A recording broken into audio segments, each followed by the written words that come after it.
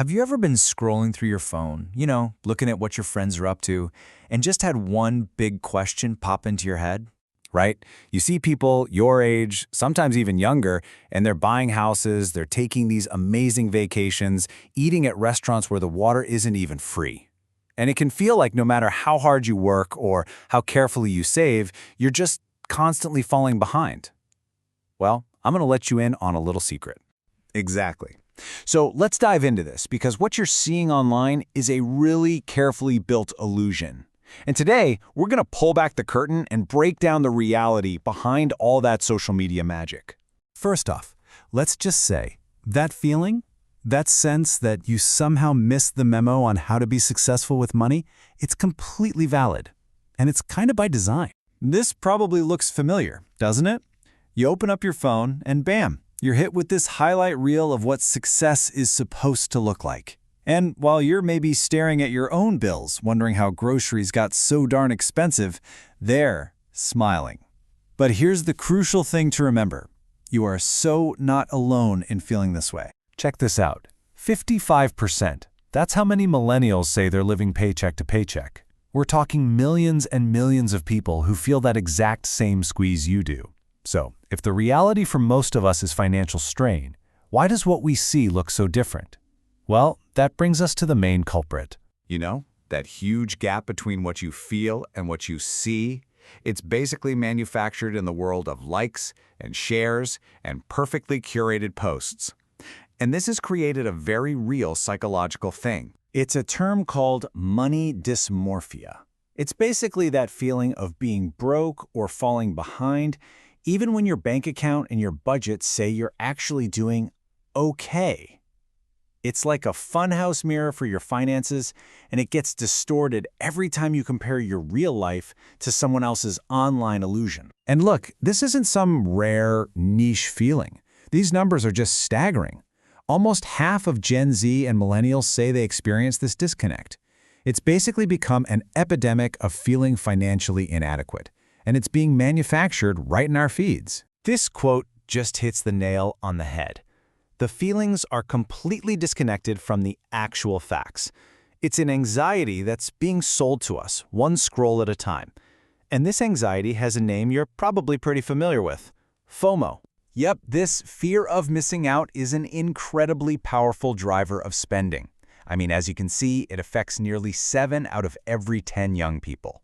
It pushes them to make impulse buys and sometimes even go into debt, all in an effort to keep up with an illusion that was never real in the first place. Okay, so let's see how all this psychological pressure actually translates into cold, hard numbers. Because behind those smiling vacation photos, there's often an invisible weight that is crushing millions of people. This is the total household debt in America. It is a record-breaking number that just keeps growing by billions every single quarter. It's a figure that's almost impossible to wrap your head around. But let's zoom in on the part that really fuels that online lifestyle. Credit card debt? Also at an all-time high. This is that high-interest revolving debt that people are using to finance a life that looks completely effortless online. And the reason this number is so incredibly dangerous is because of this next one. The average credit card interest rate. It's now over 24%. At a rate that high, a simple $1,000 purchase can literally trap you for years, costing you hundreds and hundreds more in interest, all for the sake of appearances. And listen, it's not just credit cards anymore. The rise of these buy now, pay later services has made it unbelievably easy to finance, well, everything. We're talking groceries, gas, concert tickets. People are financing their entire day-to-day lifestyle invisibly and, a lot of the time, unsustainably.